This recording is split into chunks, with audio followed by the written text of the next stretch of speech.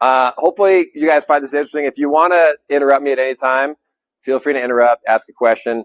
I will just say one thing you'll notice, this is from the Romney group, not Intercap Lending. I'm the chairman of Intercap Lending. You probably all hopefully work with Intercap Lending loan officers. I can't do this presentation because I got in trouble from Intercap Lending because it doesn't meet compliance, because I'd have to send it to compliance every day, and I don't want to do that. So instead, this is just from my real estate company, not from Intercap, right, Kimber? Kimber's the one that got me in trouble for that. So, but hopefully you guys all know your Intercap loan officers. We got a couple in the room. Dan's in back.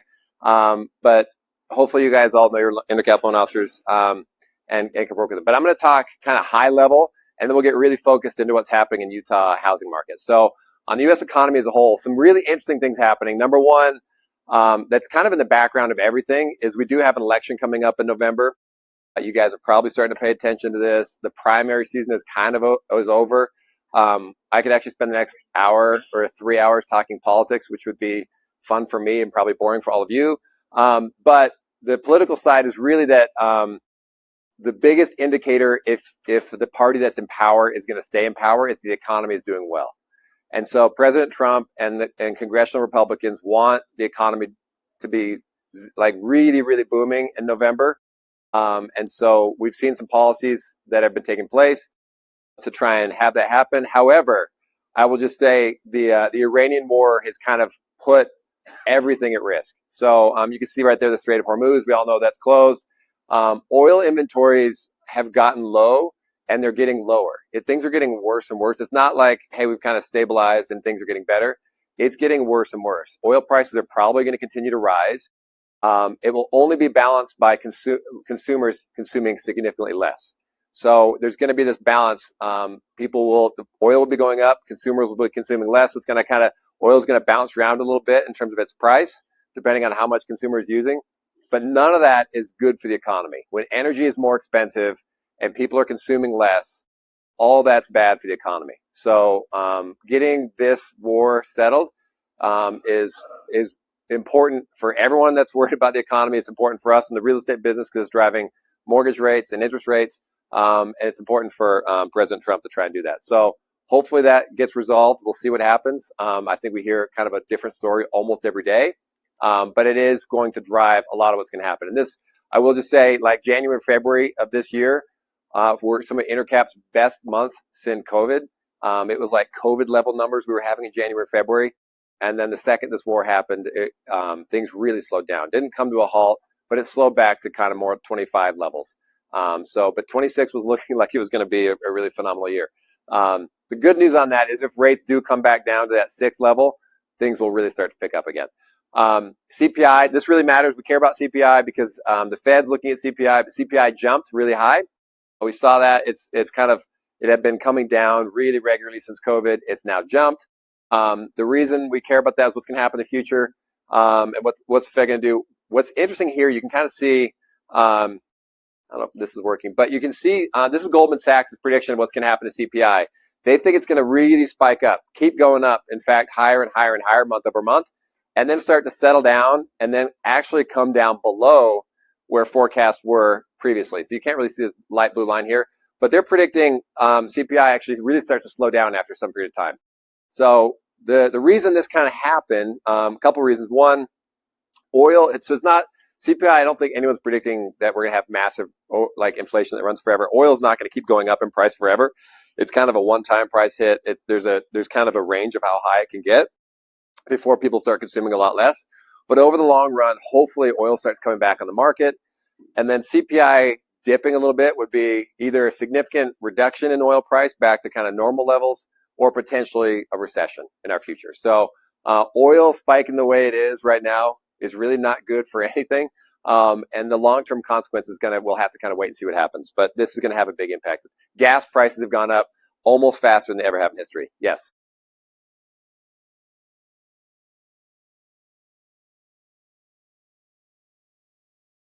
No. Oil is really interesting. So what's interesting is if you see your Chevron down the street, right? I'll pick on Chevron. But see them down the street, oil prices go up, let's say 25%. Their gas that they bought months ago goes up that day. So they respond really quickly to pressures going up. and very slowly the pressure is going down. So there's a lot of things in the oil pipeline. So as you start to look at oil, even if once the Strait of Hormuz starts opening, what you have is we have a capacity issue. We can only refine so much oil. So even if we had tens of millions of barrels that finally released, it's all coming out, we can only refine it so fast. So it's going to take a long time, upwards of 6 months, for once the strait's open, for prices to get back to normal, just because it's got to work through the whole system. And then, but yeah, your local gas station is in no hurry to lower prices. They will all rise together. They're not colluding, but somehow they all rise together at the same time very, very quickly. So, yeah, so it's really interesting. So, but this is going to impact air travel. One of the things I will say, like in the U.S., we're really well protected from oil because we produce more than we need in our country. We're a net exporter of oil. That's not to say we're not impacted by price, but it means we're not going to run out of oil. We can have it. There are parts of the world where they potentially are going to run out of oil. They just can't get it. So you're looking at in Europe, thousands of airlines have canceled, or thousands of airline trips have been canceled. Flight paths have been canceled for the summer because they don't think they're going to have enough jet fuel.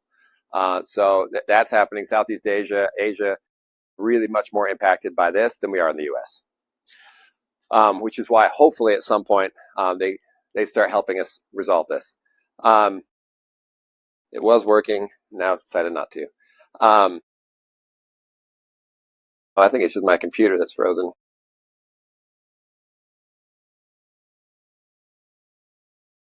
Sorry, my computer or something is frozen. Not a good sign.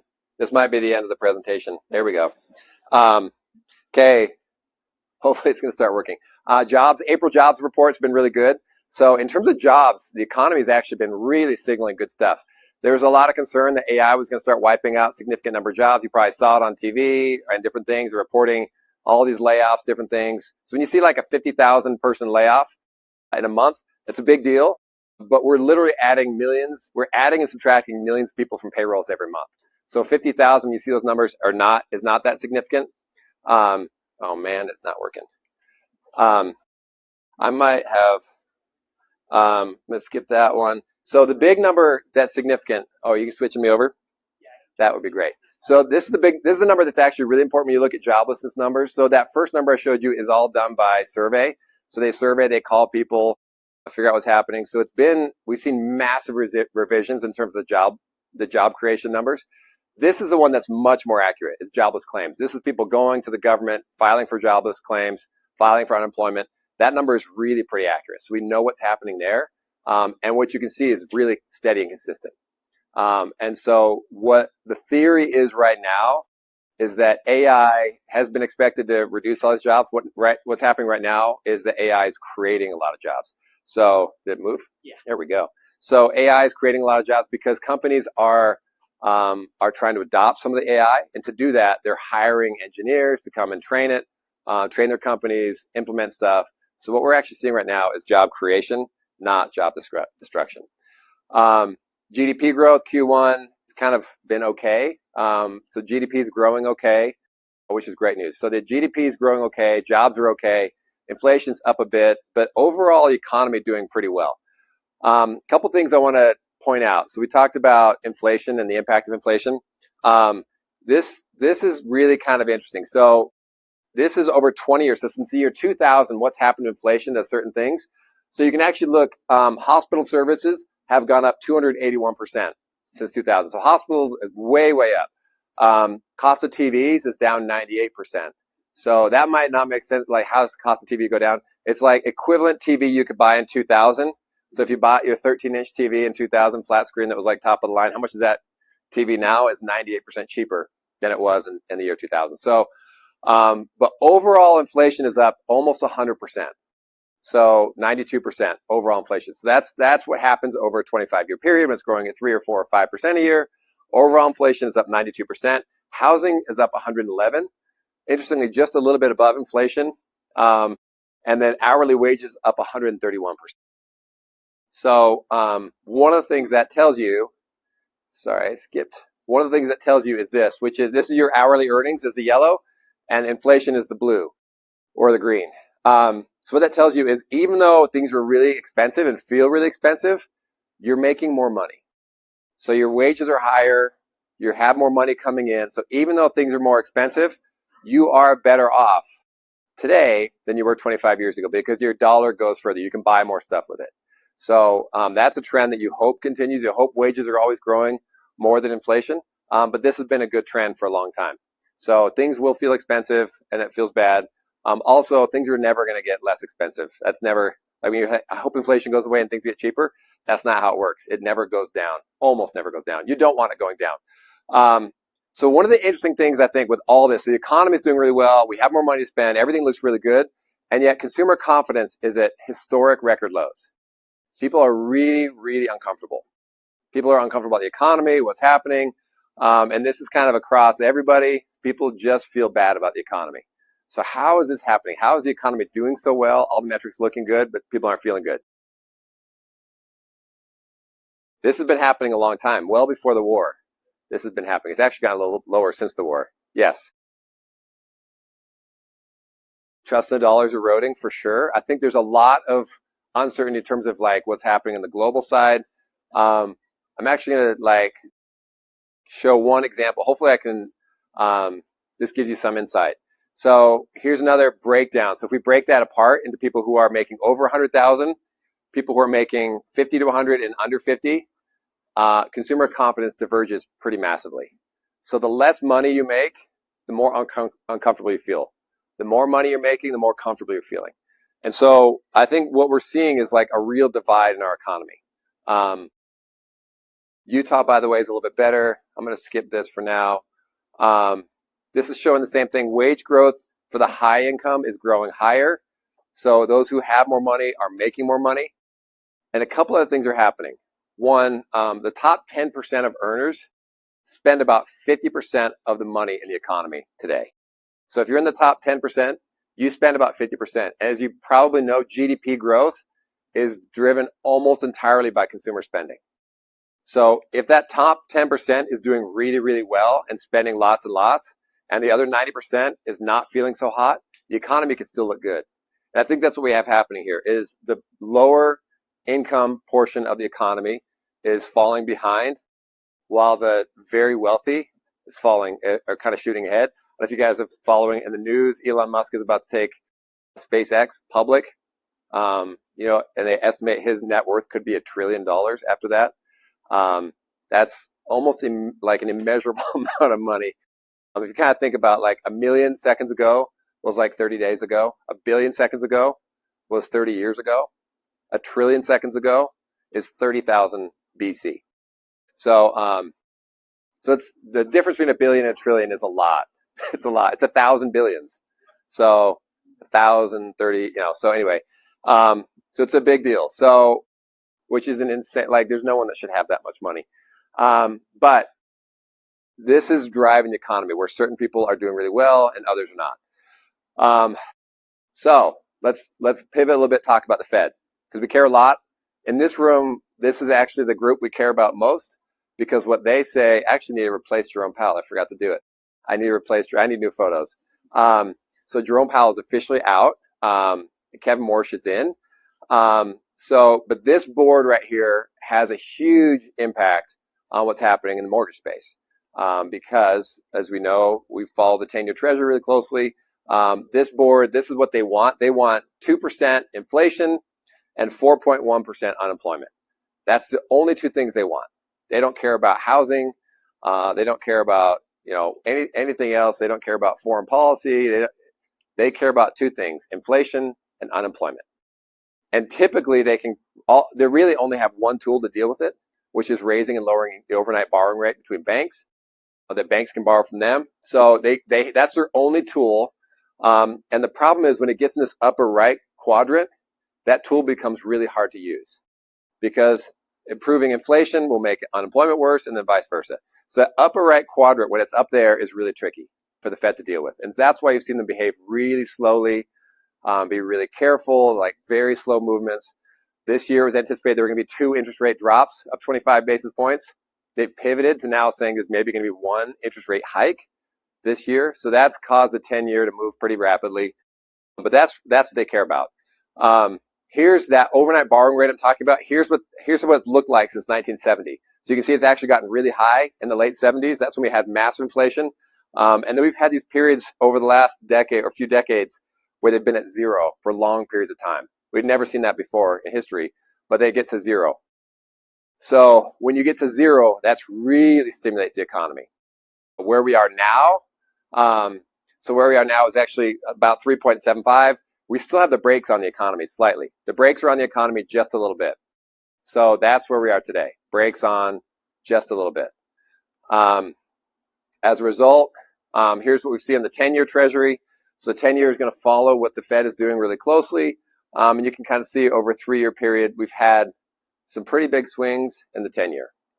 It's moving, you can actually see it kind of actually, if you look from 2025 to 2026 through this period, it's almost interestingly kind of been bouncing back to where it was. One thing that the reason we care about the 10-year Treasury, this is the mortgage spread. I don't know if you guys have talked about the mortgage spread or know what the mortgage spread is. This is basically the gap between mortgage-backed securities and 10-year Treasury. So what's the difference between those two? And you can actually see they follow each other really, really closely. And this is like zooming in on that over the last 3 years. So this is the spread over the last 3 years. So you can actually see 2024 was a horrible spread year. It was almost 300 basis points, which means mortgage rates were 3%, was 3 points higher than the 10-year. So if the 10-year was at 5%, that put mortgage rates at 8%. That's when it got really bad. So what you've seen is this spread get better and better and better. So now we're in that 200 basis point range, so 2 points higher. It should be 1.7. So it should be like another 30 basis points of room, of cushion in mortgage backs. So they should be coming down a little bit more. But they're better. It's almost a full point better than it was last couple of years. So one point I want to make that's kind of interesting is we do know over the last, so I kind of showed you in 2025 to 2026, the 10 years about the same. So one thing we've seen is that the Fed has been dropping interest rates. So you've heard these quarter basis point, 50 basis point drops in interest rates. What's interesting is the 10-year has not been responding to those drops almost at all, which is pretty rare. Typically, the 10-year will respond really closely to what's happening on the overnight borrowing rate. Right now, it's not responding at all. We get into why that is, but this is a problem. It is a problem. It's not good. I'm going to skip that slide. But I guess the ultimate point is that even though the 10-year hasn't got better, the spreads have gotten so much better that rates have gotten better. So rates can continue to improve, even if the 10-year is not going to come down much. Rates still have room to improve. So hopefully that will continue to happen. One of the reasons why potentially the 10-year is not getting better is because of how much money we're borrowing as a country. If you even go back to 2007, and most of us in the room can remember 2007, we'd borrowed about $3.5 trillion of money. The Treasury had issued about $3.5 trillion in debt. If you go to where we are today, so fast forward 19 years or so, we're at 30 trillion. So we are issuing massive amounts of debt. So you can kind of think what happens when a Treasury is issuing that much debt, you start to have a little bit higher interest rate to attract some of the money that's out there. Federal spending is projected to grow massively. Federal income and revenues not expected to grow massively. So we're on a pretty bad path. If you look compared to other countries, we are almost every major developed country is following the same pattern. Most of them a little bit behind us. I will say we have a competitive advantage because of the dollar and because of who we are and reserve currency we have. We have an advantage to all these other countries, but we're all kind of following a really similar path of borrowing. So this, I would just say this, at some point becomes a major issue. No one really knows when that point is. It was expected that would be at about 100% debt to GDP, which we've passed. But no one really knows when our debt will catch up with us. But at some point it will. So let's talk AI real quickly. This is the blue is showing like where AI can have an impact, where it will take over jobs or do different things or do things. The red is showing what it's currently doing. So as of right now, the theoretical side of AI is much bigger than the practical side. So we are not using AI that much in any industry. It's not having a huge impact yet. I will say what's interesting, China and the US have very different strategies on AI implementation. In the US, we're not using it much in our daily lives. We're not seeing it much. And we're focused more on AGI, which is like all these companies, Anthropic and others, ChatGPT, they're trying to develop intelligent, the AI that thinks for itself. They call it AGI. It thinks for itself. It can create its own. It can start to just become exponential in growth once it can do that. That's our goal as a country, is to achieve that. No one really knows if it's actually achievable or not. China's different. They're implementing AI like crazy in every industry they can think of. They're bringing it in. They're using it. So if you go to China, like a lot of their companies are using significantly more technology than we are in the U.S. right now. So we're kind of racing in different directions. I'm not going to say I don't know which one is right. By the way, ChatGPT adoption. So if you look at the internet, it took about 12 years to get 800 million users. ChatGPT did it in about 18 months. So the adoption of AI has been massive and will continue to be so. The amount of money we're spending on AI has actually moved the needle. We would have been in a recession last year and this year had we not been spending so much money in AI, but not in using the AI, but in building the data center. So data center development has added nearly $1 trillion to our GDP. And this is showing what impact has AI had on productivity so far, and so far relatively small, significantly less than the PC or internet adoption. But we know that's going to grow. We know that line's going to grow. We know there'll be massive adoption. We know it's going to have a huge impact. We just don't know how long, how big, and how steep that curve is going to get. And the steeper it is, I think the more job losses we'll see. The flatter it is, I think we'll be able to absorb it and not see as many job losses. So, but no one really knows what that's going to look like at this point. That'll be interesting. By the way, just like a little off topic, but in terms of AI development, a lot of people are focused on energy development, all that for AI. The real bottleneck for AI right now is chips. It's computer chips. Energy is not the bottleneck. Computer chips is the bottleneck, and it's not even close. Energy doesn't become a bottleneck for probably another 10 years, but computer chips are a bottleneck. Does anyone know where all our computer chips are manufactured? Essentially, almost all of them. Taiwan. Anyone know what's 100 miles away from Taiwan? So, China could stop our AI development really quickly if they wanted to. It would stop everything. It would hurt them as well, but it hurt us a lot more. So,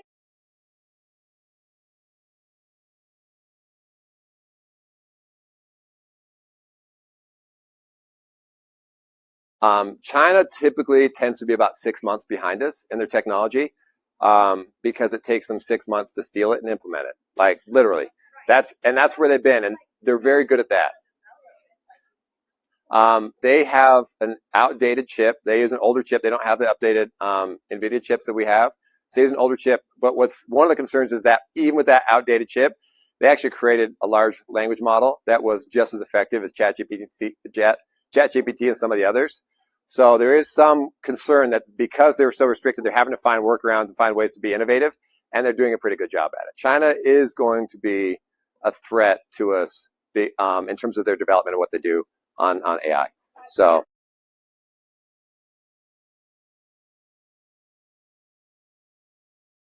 yeah, I mean, China has been at war with the U.S. for 20 years, and we just haven't known it. So they've infiltrated a lot of stuff.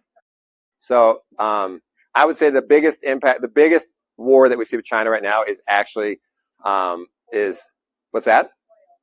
Not oil. China doesn't produce almost any oil. They consume a lot of oil. They don't produce much. Is actually what's the drug I'm thinking of? No, the bad drug. Fentanyl. Fentanyl production all the materials for fentanyl production are coming out of China. They're going into Mexico and then coming into the U.S. So they are killing us, literally killing us slowly with fentanyl production. And they have the capacity to shut it down and don't. So, but China is, so let's talk housing real quick.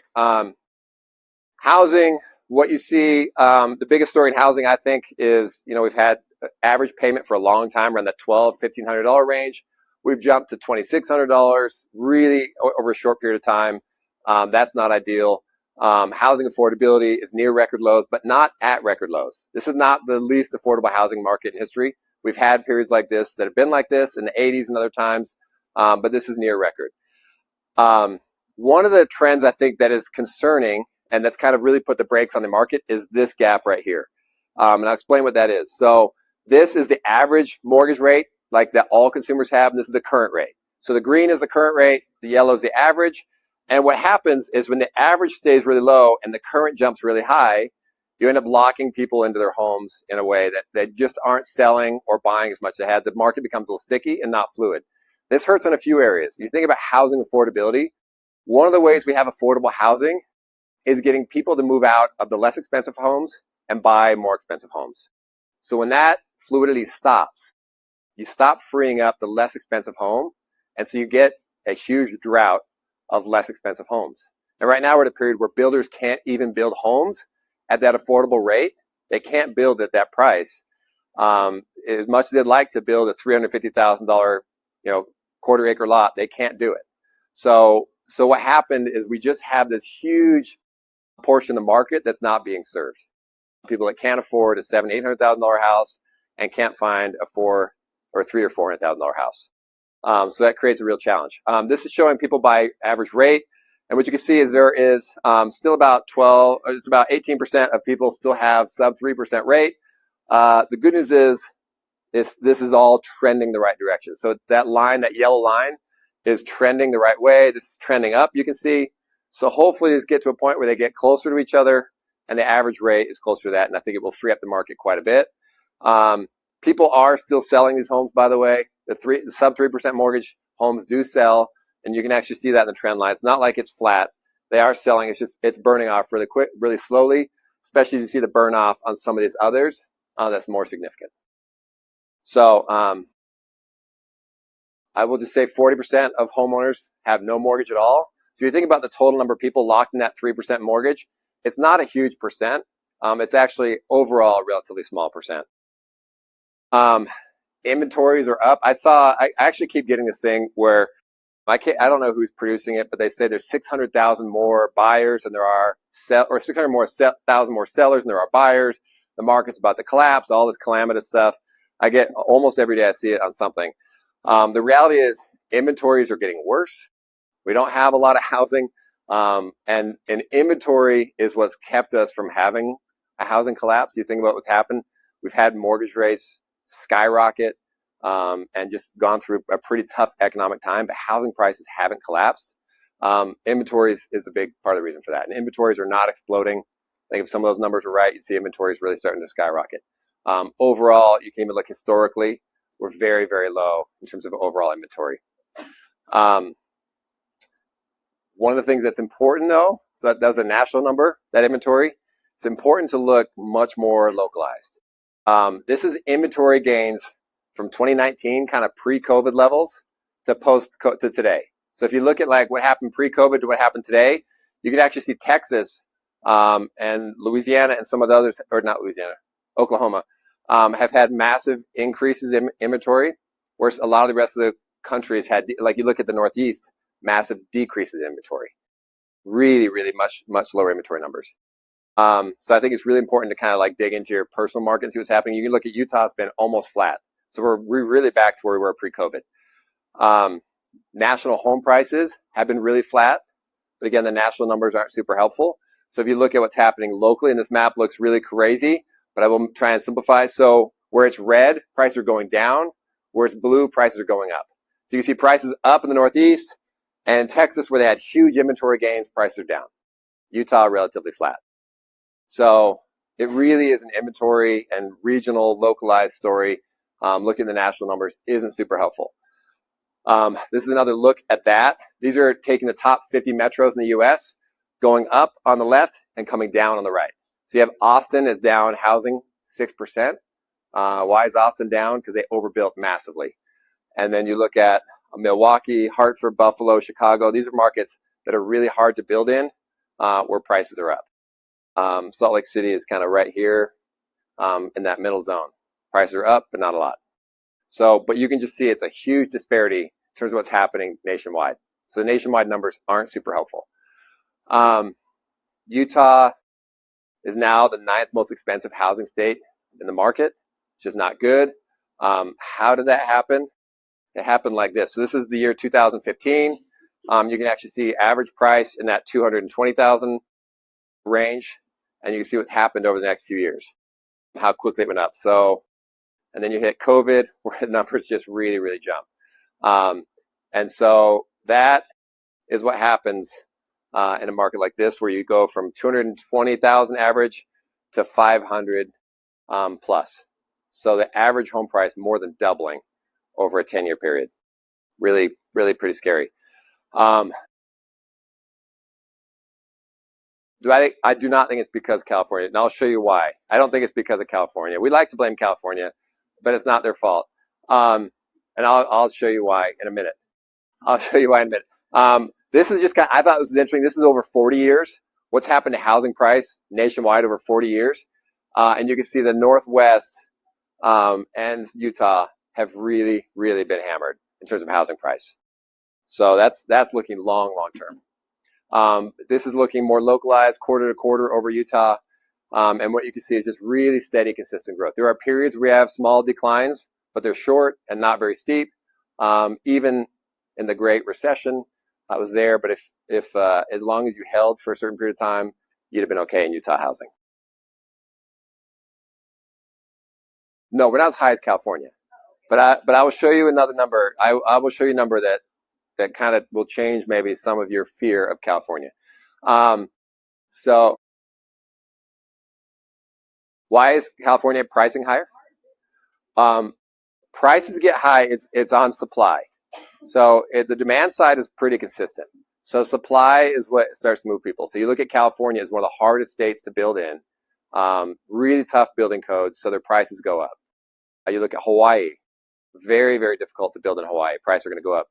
And surprisingly, Utah, very, very hard to build a home in Utah, which is going to drive our supply down. Texas, very, very easy to build a home in Texas. Build anywhere you want, any direction, with almost no zoning and no regulation. So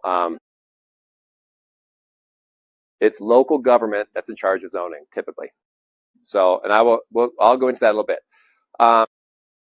So building permits issued in Utah have been, you can actually see we started ramping back up to almost to the same levels we had in the rough time when we way overbuilt Utah. So the kind of 2008 period, we're actually a little above that for a minute, but we've dropped back down.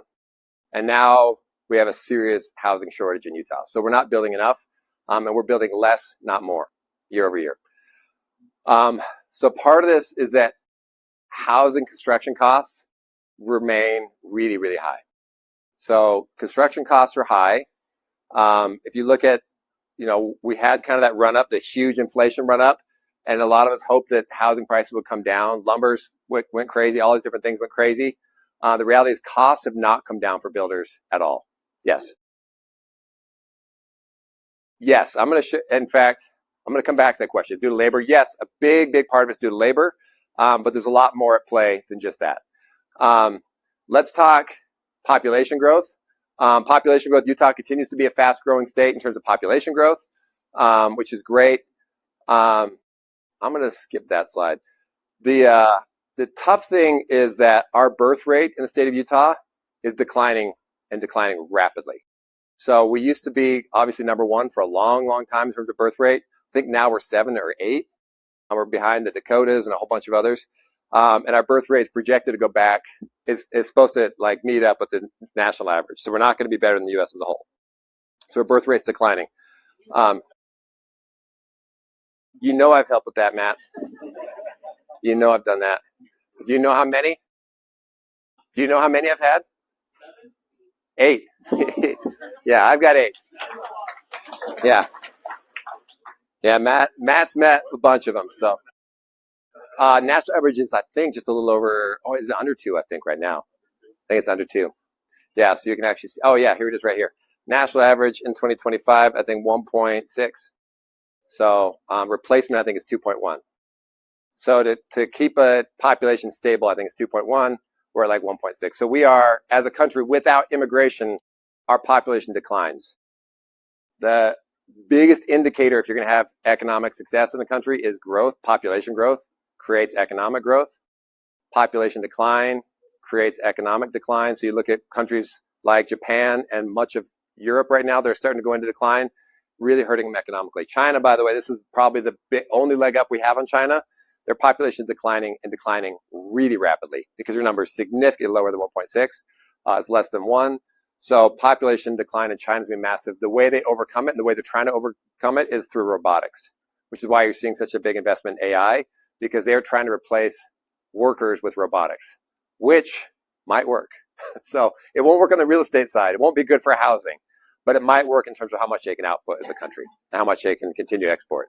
So they're making massive investments in robotics, which is why I think their strategy is a little bit different than the U.S.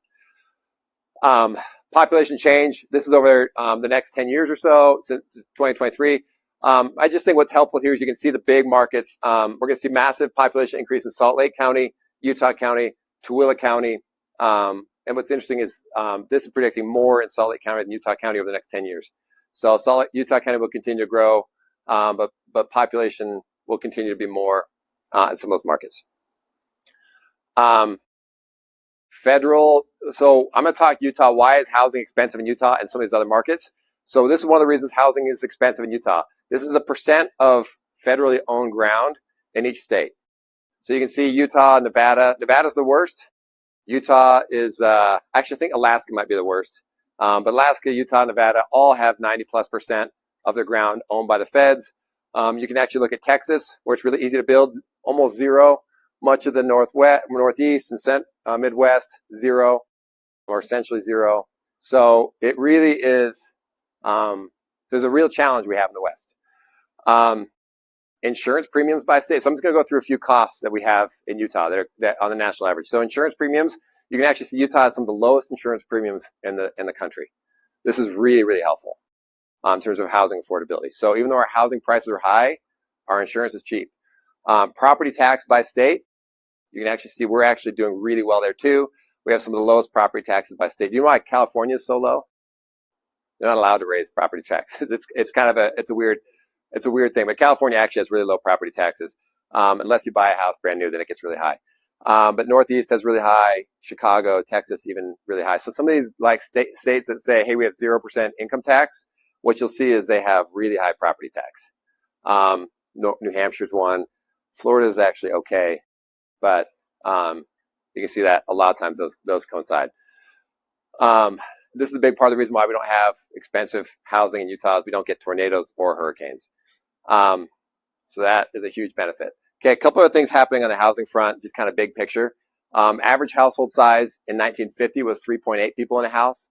Average housing size in 2020 is 2.5. So we have fewer people living in our homes. That means for 1 million residents in the 1950s, you need 260,000 homes. Today, you need 400,000 homes. Other things happening, median home size on average. This is U.S. average. You can see it went from about 1,500 to about 2,000 square feet. This is Utah. This is actually a longer time period. This is Utah in the 1970s. It was about a little higher, so it would have been actually right here in the 1970s. But you can see now Utah is about 3,000 square feet. So we build big houses in Utah. So we know part of the reason is we have big families. But we also want really big houses in Utah. So that's driven a lot of our affordability issues, I think, as we have big houses. So this is one thing I want to talk about. This is about California and Utah and others. So what you see here is productivity gains industry-wide. So this is the entire economy. So this is the U.S. right here. Entire economy since 1991, we've had industry-wide gains of about 70%. So 70% productivity. So workers are 70% more productive in everything they do since the 1990s, except for construction, where we are 30% less productive. So you can actually look, Australia is able to make construction over that time period 20% more productive. It's more in line with what's happening. The UK has actually done it, but then every other country is less productive. Like, how are we decreasing in productivity? How are workers outputting less per hour in the U.S. than they are in other places, in any other industry? I don't track it. I don't know who tracked it. Regulation is the answer. So this is the reason. The reason we're less productive is because the government has made us less productive. It's not that our workers are lazy or don't know how to work. They actually work harder. I think if you take each worker, they're actually doing more. They work harder. And I think they are in a way more productive. The problem is the regulation layered on top of housing is so burdensome that it takes a lot more input to get the output. That's how they measure it. Like, what's the input for your output? The input has gotten more expensive. The output is not reflected how much is getting put in the house. So what happens is when you have local authorities that say, we're going to make you do X, Y, Z, when you have building code that makes you do a lot of stuff, we're putting rebar and all the concrete in the floors. In the 1950s, you didn't put any rebar in the floors and the concrete. Now, there are cracks in that concrete, but it's not severe and those houses aren't falling down.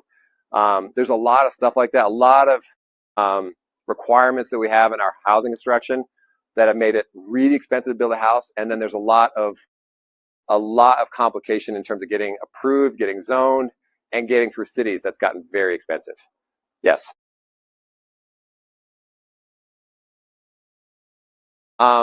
We've been focused on trying, every builder I know has been focused on trying to increase productivity as much as they can. They focus on it massively. As a country, we don't ever focus on one industry as another. As a country, we don't tell people where to invest. The market just does it. Now, if Ivory Homes, let's say, could build a house 30% more productively than someone else, their house would be flying up. They'd be selling so fast. The reality is they all have to meet these codes. They're all being burdened by really, really heavy regulatory burden. And what's interesting is you can look at Australia and others to say there are solutions to make it less burdensome without making the houses unsafe. So that's going to be a challenge we have going forward. If you want to look at housing affordability, this is, I think, one of the biggest pieces. Is how do we increase productivity in construction? How do we release some of the burden, all that kind of stuff to make it more productive? And if you don't fix that, just encouraging more and more construction is not going to solve it. So I think it's one of the biggest issues we have. Both. So it's state, local. It's not, the state doesn't do a lot in terms of housing. Like, this is a challenge. So here's one of the challenges. Let's say, we're in Orem right now, right? So if Orem decides they're going to solve affordable housing or, some of these issues, what happens? Let's just take like a neighborhood that they build 600 homes in, highly affordable. Does that solve Utah's housing crisis? Not even a little bit. Doesn't really even make a dent. Also, those prices are going to start scooching up. When people see the value there, so prices start going up. So prices aren't as low maybe as the developer would hope. So the challenge is, like, when you look at real affordable housing solutions, they have to come either nationwide or statewide. The problem is almost all decisions are made on the local level. So we have this disparity. There are, however, state regulations. A state can come in and say you've got to have X, Y, Z, and the state can also pull off a lot of the regulatory burden. So state can play a huge, huge role that they haven't so far stepped into. Feds is the same thing. So a lot of this policy is federal. As you know, federal policy always trumps local policy. So wish I hadn't used that word. But so the reality is so federal regulations have to change first, state policies, and then the local can come in. So we need a massive shift in housing to really start to see some of that. Yes.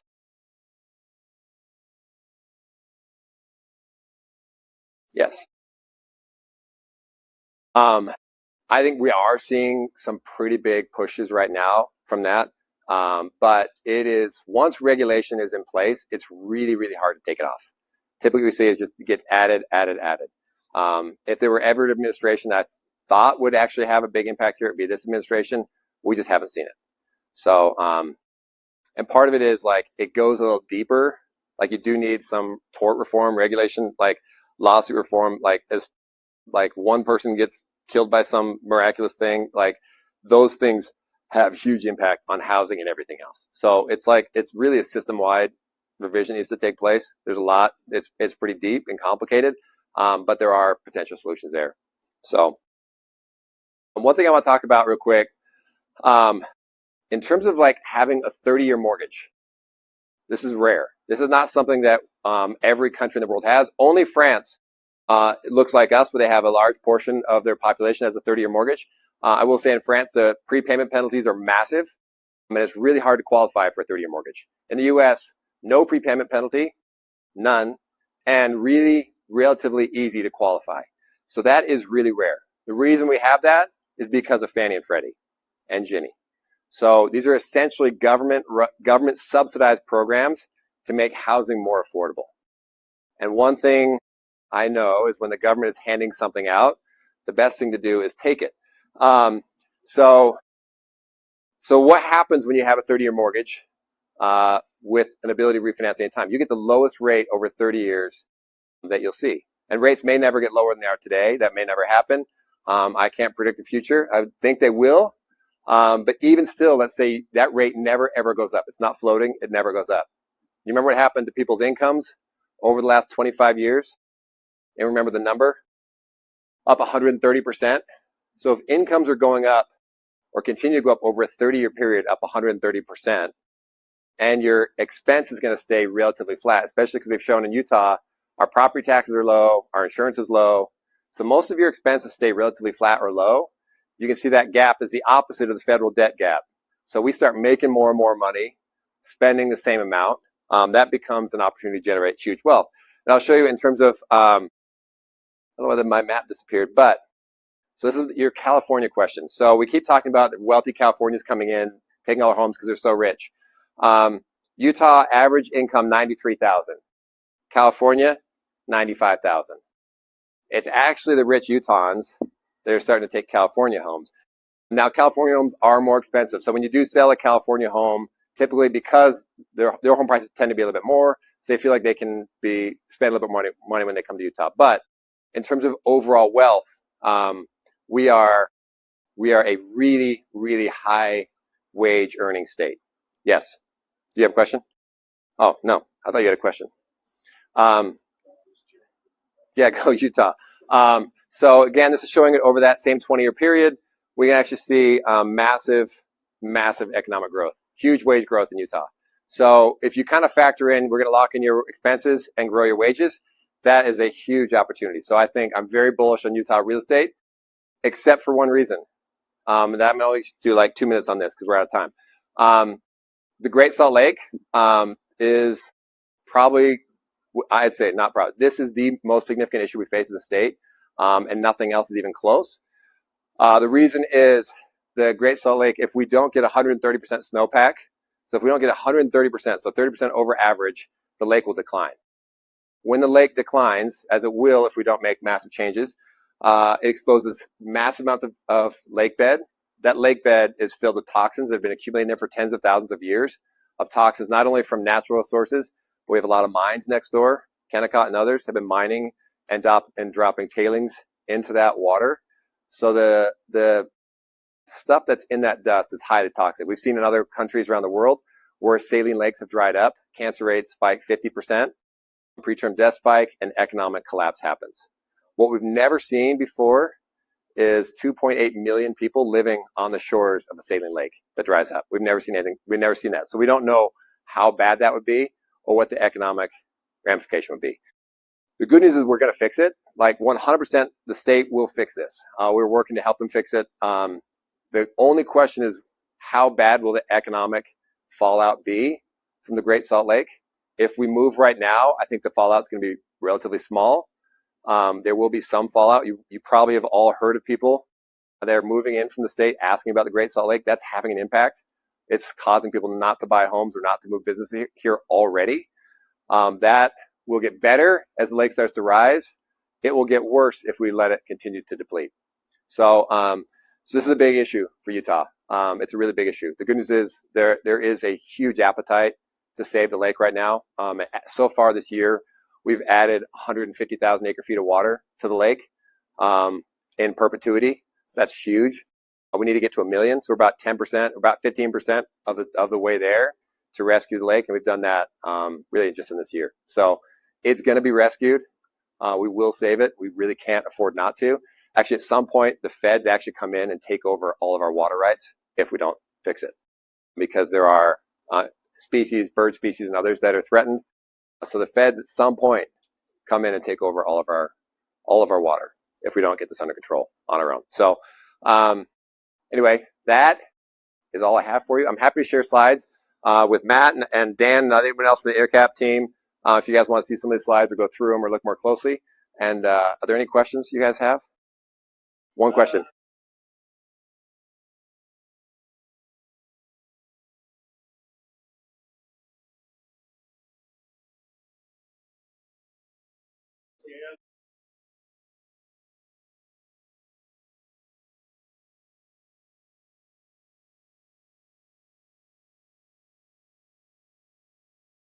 Down the road, 1, 3, 5 years, like what are you personally hopeful for? Like what are you seeing, down the road as some of this stuff plays out? Clearly, we have a lot of challenges, but also Yeah. So I think AI is probably the biggest opportunity for growth. So if you think about the gap between how much government spending, how much they're making, AI can boost the spending or the income side a lot.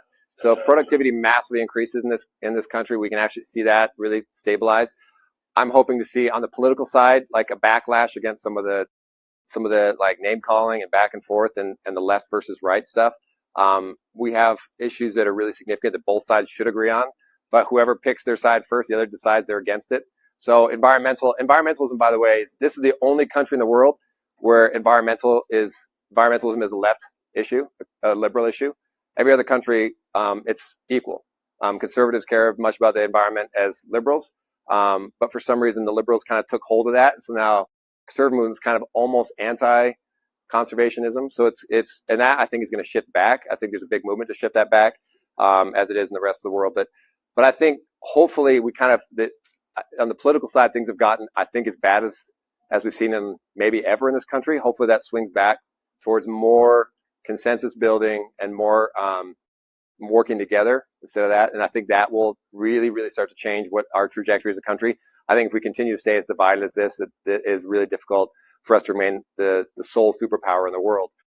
So, but economically, I think AI can dig us out of a pretty big hole, if we stop spending so much. And I think that's going to have a huge impact. I think, but I am bullish on the U.S. at least over the short run, very, very bullish. Over the long run, I'm only bullish if we can get our political act together. But over the short run, I'm very, very bullish. I think we're going to have a really strong economy over the next couple of years. I think there's a lot of good things pointed this way. Over the long run, I'm significantly more nervous. So, yes. Impact the Olympics for Utah. I think it will bring a lot of state and federal infrastructure dollars. If you want your state investing in one thing and one thing only, you want them investing in infrastructure. Infrastructure has a huge return on investment. So massive return, more than anything else they do. So I think as much as the state's going to build and put into infrastructure, whether it's roads or water systems or different things, I think that will be really helpful in the long run. Overall, I mean, we've seen it before. Impact to real estate. I will just say, like in Paris, I went to the Paris Olympics. I went to get my brother and I decided to go last minute. We decided to go and we looked for an Airbnb, and there were like tens of thousands of them because everybody had left town. They're like, "Hey, we're gonna rent our house. We're gonna make millions," and it didn't really happen. So I think it's gonna be there. I don't think it's massive. I don't think you're like, "Hey, I'm gonna rent my house that 2 weeks and make." It's not gonna happen. There's gonna be a lot of people renting their homes. It's not gonna. I don't think is as impactful as people think. So it's a couple weeks. A lot of people come in, they stay in hotels, they rent Airbnbs. They stay in Wyoming, whatever. It's like, it's just not going to be as, I don't think it's earth shattering, in other words, but I think it'll have an impact. I think it's good. It's not bad, but not as much, I think, as people think. Yes. Yeah, two issues. So not Last question. Understands the dynamics between the bond market and interest rates. One, I'm understanding that, as much as we'd like to drop interest rates more to get the economy going, that's pretty much helping to crash the.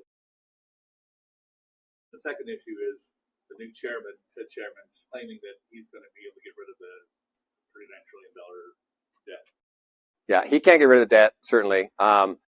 The interest rates being high is going to make our debt payments, our interest payments, significantly higher. We're actually rolling off, I think, about $15 or $18 trillion of debt this year that we're going to have to reissue. So it's going to be rolling off at like 3% and reissuing at 4.5%. So it's going to be, our interest payments are going to spike as a country. So everybody wants to see interest rates low, because it makes our interest payments lower, it lowers mortgage rates, all that stuff. One of the challenges they're having with lowering it, is there's just so much debt out there. So if you looked at all those companies building $1 trillion of infrastructure, they're borrowing a lot of that in the market. So there's only so many places debt can go. 10 years, just one place they can go. So there's competition in that. Also, I would just say Kevin Warsh is only one member of a 12-member board. So Kevin Warsh can't set interest rate policy alone. He wants to lower rates. By the way, 2 years ago, or a year ago, if you asked him, he wanted to raise rates. He wanted to keep rates really high. He's only wanted to start lowering interest rates when he started running for this job. So no one really knows where he stands. But a lot of people think he's not who he told Trump he is, that he will keep rates high. That's where he's been his entire career. He's been rates need to be higher, higher, higher. And there's a good argument for that. But I think inflation is probably the big issue. That's one of the big reasons why they're not going to be able to lower it quickly. They're really worried about inflation, and this Iran thing is not helping. So I think I'm out of time. Shoni, is that right? So no, it's up to me. Oh, I'll go all day. No, I appreciate your time. They brought in lunch, which is amazing. So I don't want that to go cold, and appreciate your time. Thank you guys very much.